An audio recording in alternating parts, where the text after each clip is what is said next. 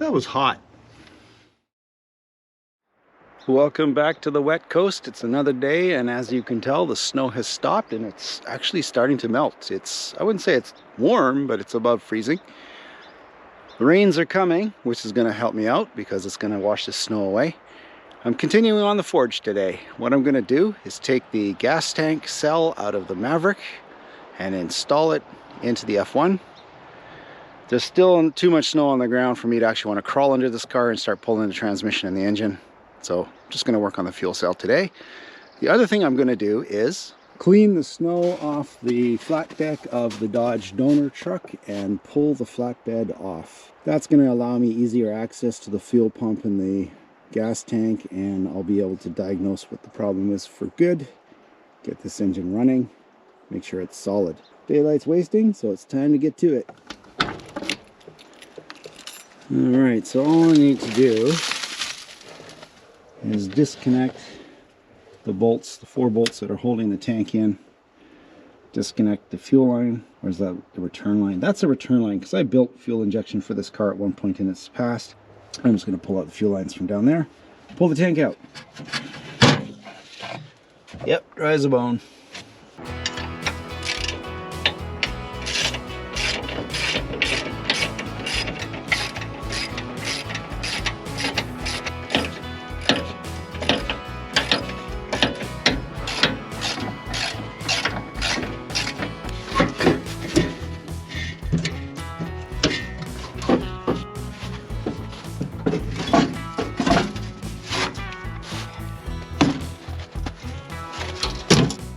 Tank is out. All right, this is about where I think it's going to sit, although 14 inches lower. This is just a strut that holds the bed material down, so 2x6 planks or plywood is probably what I'll go with. I'll move this out of the way. I'm going to relocate this cross member forward, just far enough for the tank to fit up, tuck up under this. It'll be up under here. This member will be across there. And then the top of the tank will be somewhere under here a little bit. And I'm going to have an access plate through the bed where I can refill the tank. I think that'll work out well. But first I need to make a trip to get metal to make the mounts for the tank. Yeah, this is going to be a gas. Well, I just got back from the hardware store picking up the metal that I need to make the strap for the tank, for the fuel cell that's going to go into the F1. And the sun has come out and it is a lot warmer and a lot of the snow is melting away. So fingers crossed that this is the last of the winter weather we're going to see on the wet coast for a while. Hopefully like 11 months a while, which will make things a little easier for me to work on them. And speaking of which, I'm going to get to grinding on the old F1's frame to make some room for this fuel cell.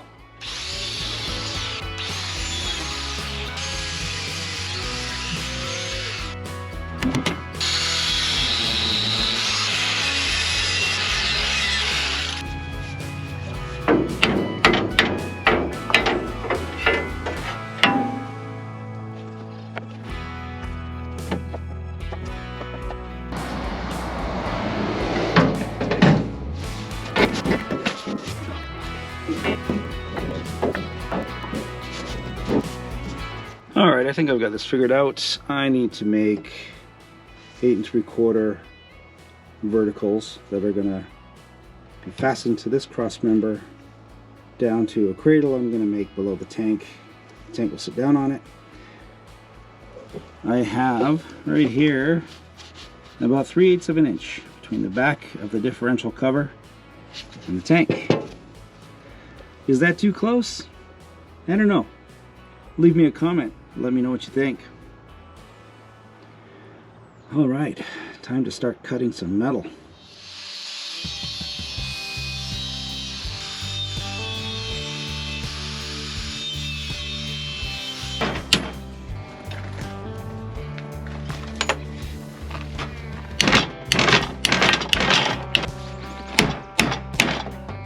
So I took some old scrap angle iron that I had lying around. I actually used some of this to make the mount for the tractor lights that I did in a previous video if you're interested. I'll throw the link down in the description. I thought I was being clever. Cut this to length, notch a 90-degree in there, bend it over. That's a huge gap. I'm not really happy with this. And if I do fill in this ridiculous gap with weld, it's pretty close to where the holes, the bolt holes on the gas tank are, and it's going to be impossible to drill that hardened weld. Pain in the butt. So plan B. While I feel my idea of having this angle iron as a cradle to support the gas tank from below is good, what I'm going to do is I'm going to cut out this piece here, and I'm going to cut out this piece here, and I'm going to weld in another piece of plate that I have that should fit in there. It'll end up being a bit more work, but it's also going to work. Anyway, it's getting warmer. It's also getting darker. So I'm gonna call it for tonight, and I'll get back at this tomorrow. It's another day. The weather's cooperating. Time's a wasting. Let's get to it. All right, I've got these little tabs all cut out now. There's some flat stock that I had lying around. I have the two parts for the cradle, for the fuel cell, all shaped up, nice and ready to go. All I'm going to do now is weld these pieces in, which is going to give me a nice long flat tang for the fuel cell to bolt to. So now it's time to do some welding.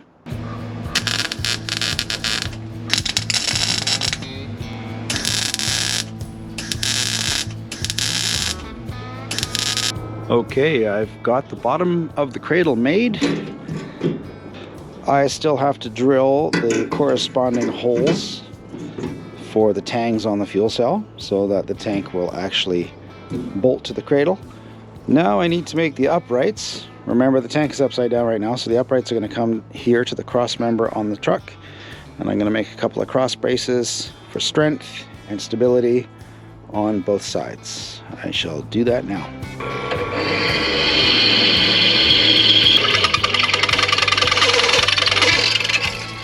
I've cut the vertical supports that are going to hold the tank, or actually suspend it from underneath the cross members in the frame.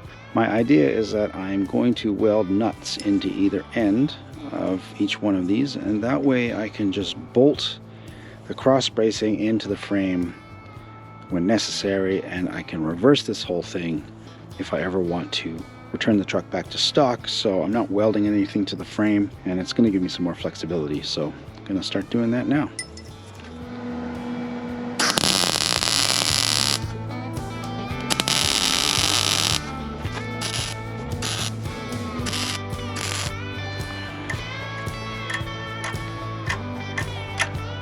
And now I have to do it 6 more times.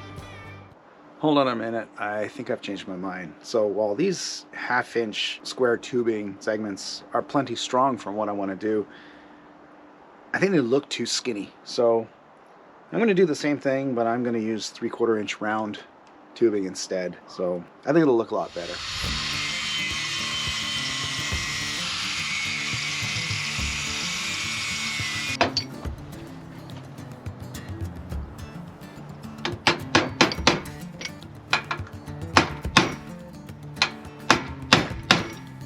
That works pretty good. I'll just run a quick small bead of weld around that, and that'll lock that nut right in there, no problem. I'll do it to the other ends, and then I'm going to have a much better kind of mount for the cradle to the frame for the fuel cell.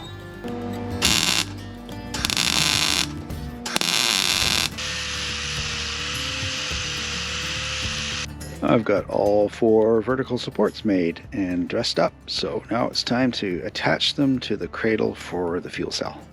I've drilled the holes in the mounting tabs. This is the vertical support that I've made. This is for the front of the tank. It's going to be a little bit longer because the cross member sits higher in the frame than at the back. Now what I'm going to do is flip the tank over, and I'm going to put that cross member across, drill the holes properly, and then I can weld in the cross braces that I'm going to put on here to make it strong.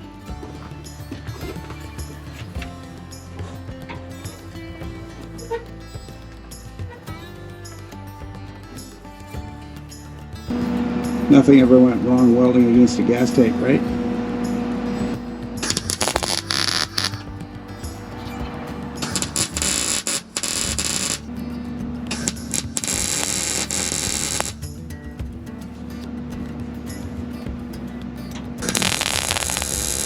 Well, I've got the first fuel cell hanger done. This is the front. Please ignore my horrible welds, but they should be strong enough for what I need. I'm going to get on to doing the rear one, because it's just going to be exactly the same as the front one, but a tiny bit shorter. I won't bore you with that. Well, I went ahead and I made the front hanger for the fuel cell, and it looks pretty good. It sits in there great. There's the back end down there, but I screwed up. My first mistake was that I actually made this vertical support a little bit too long. So what I did is I flipped this cross member upside down. I don't like it. It's janky. I want it to lie flat here instead of sitting up on an edge like that with a spacer in between it. So I'm going to fix that. The other thing I completely forgot to take into account when I made this cross bracing is that the differential cover is slightly offset. So this one is a tiny bit closer to the differential than I like. So I'm going to pull this out and I'm going to rework it so the tank sits properly, this cross member sits properly, and I've got a bit more clearance here for the differential to move up and down, because as you can see here, I have a fair bit of room between the bump stops. I doubt I'd ever put a heavy load in this truck, but if I do, the last thing I want to have happen is the differential cover smacking up against the cross bracing for the cradle for the fuel cell. So I'm going to do that now. 2 hours later. I've got the new front fuel cell frame all made. Say that 10 times fast. I'm going to put it in, see how it fits. And if it fits well, I might even paint it. Yeah.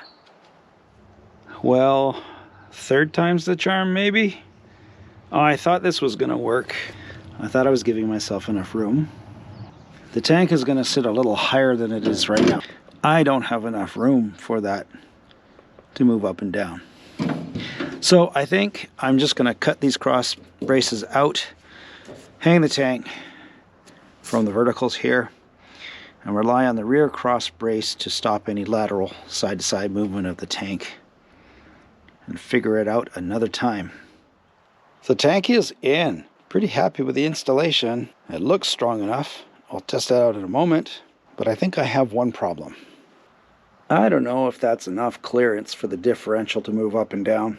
At some point this weekend, I think I'll throw some weight into the back of the truck and see if it kisses that edge of that gas tank. If it does, well, I guess that's future Chris's problem.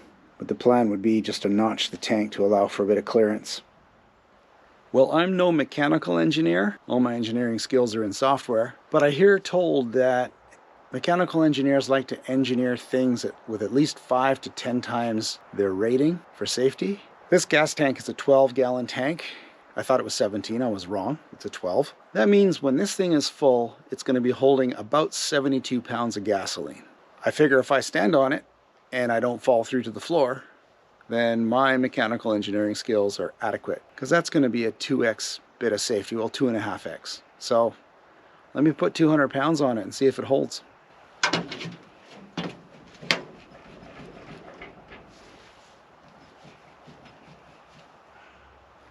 I think I'm okay. Well, the tank is in now. It's one step closer for me getting this 1950 Ford F1 through inspection. I still obviously have to plumb it in, but I'm not going to do that until I've got the engine and transmission replaced, which will be another day. I've got some AN fittings. I got to plug up some holes, and I've got to paint the brackets that I made to hold the gas tank in the truck so it doesn't rust out from underneath me. Granted, I'm not going to be in there for too long because this will all end up being Dodge Ram 2500 running gear anyways. The gas tank will probably go somewhere else. We'll see. I was hoping today to get to removing the flat deck off the 2500, but I don't think that's going to happen. That'll be another day. If you like the video, why not mash the like button? And if you're enjoying what I'm doing with the channel, why not subscribe? As you know, I've got a lot of stuff planned for this particular truck. If you have any comments, I would love to hear them. Just leave them down in the comment section. I will get back to you. I mean, unless I get like 10,000 comments, then it might be a little harder, but leave a comment down below. I'll get back to you. I'd love to hear what you think about this. Thanks for watching.